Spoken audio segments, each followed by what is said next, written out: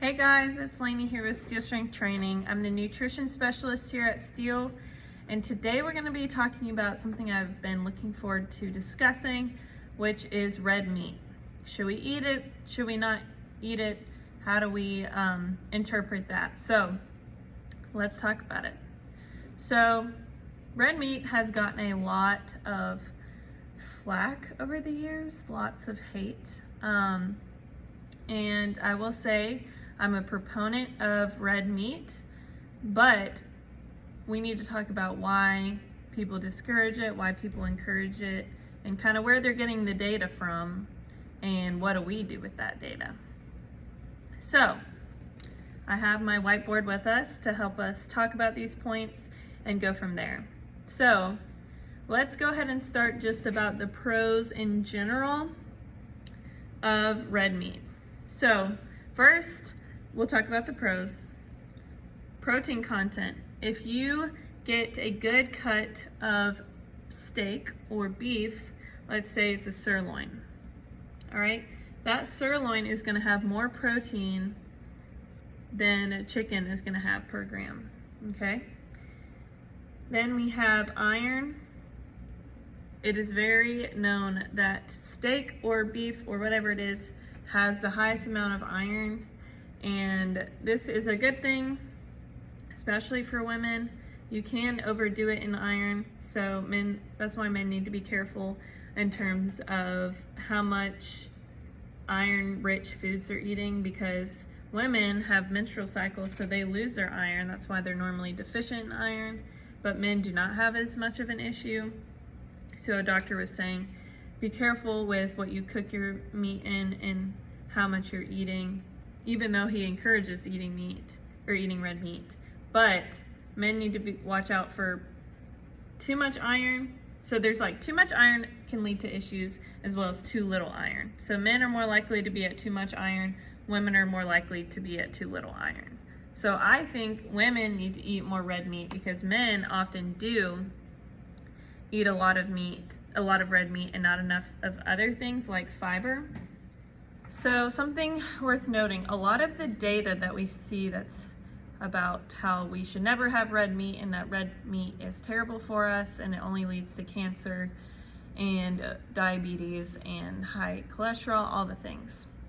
So a lot of the studies that were done were actually observational studies, and there's a couple of videos actually by doctors in nutrition talking about why that data is not correct and why it's actually kind of skewed the results that they got. And so there's a lot of other factors that were causing the results that they got from that study. So the more people have dug into beef recently, it has come up with different, like way different data than what we have been presented with in the past. So a lot of error that happens in those observational studies is that, and that's why nutrition is a hard topic, is because it's not very black and white, especially when it comes to the data that comes out. And a lot of the issue is that people who are on red meat diets, they say that there's an increased risk of colon cancer with eating red meat.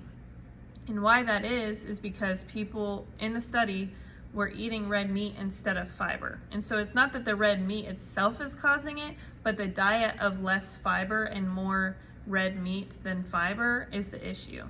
So it's really about the fiber and not the red meat, if that makes sense. So those are the type of things, and that's what I want us to know as we're learning nutrition, and to not believe everything that's on the internet, to not believe every article that's ever been posted. Because if you really look into it, a lot of them say the exact opposite of each other. And so that's why I want us to understand what's going on and how to interpret that. Okay, so another thing I want to note, chicken is a great option, and I want to say that. I think chicken is a good option. It's high protein, low fat, it's good for weight loss, all the things. But something worth noting that I did not know in the past, and I used to be one of those people that you only need to eat chicken and you'll be fine. But it's not necessarily true, and I'm not saying that chicken is bad for you, but I am saying that in terms of how meat is raised, chicken is actually corn, most of the time it's corn fed, which is not, as we know, it's not great for them. And the thing with chicken is that cows, when you eat cow, whether it's grass-fed or grain-fed, it's not as affected in terms of what they eat that goes into your body, if that makes sense.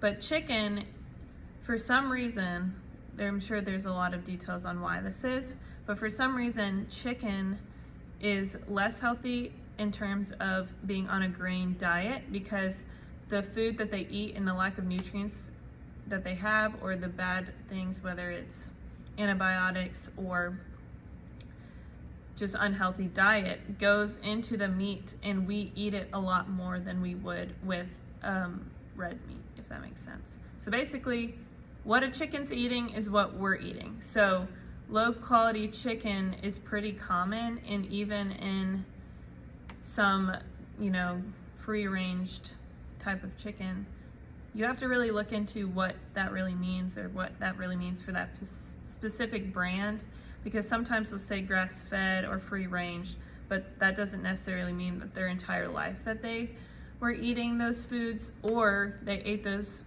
grass foods until the end and then they're grain finished. So if you are interested in those type of things, do your research and figure out which chicken is the best chicken, because like I said, chicken's gonna have a lot more of the bad things in terms of how it was raised is gonna affect you a lot more than in a cow.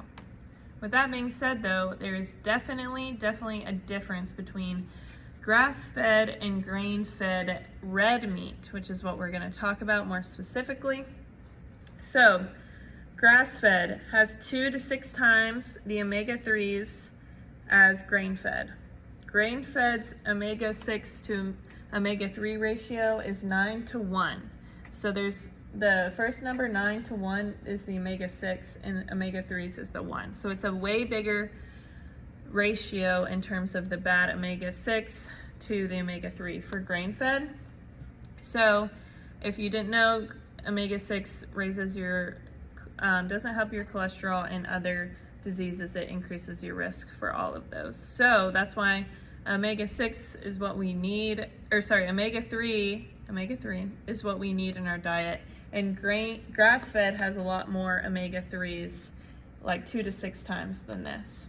And then grass-fed also will have less calories than grain-fed, and it will also have more vitamin A and more vitamin E in grass-fed.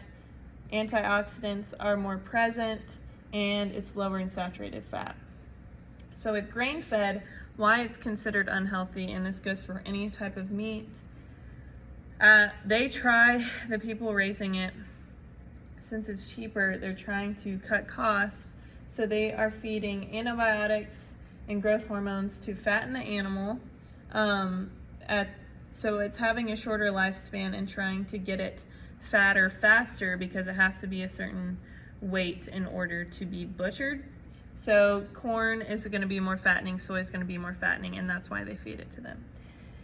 So this can lead to inflammation on the people eating it, like us, which really stinks. And that would be also omega-3s or omega-6s increase inflammation as well. So a lot of issues, and a lot of people say that the issue with red meat is not that red meat itself is unhealthy, but it's actually the quality that matters. And so again, I don't think that non-grass-fed beef is necessarily unhealthy, but those cons that you see are more associated with the grain-fed than it is the grass-fed. So that's something to note, thinking about your diet in general. And my recommendation, and I want to end on this, is not that you should only eat red meat or that you should necessarily be a carnivore. That's not what I'm saying. But I think moderation is everything. Like I say in every single video,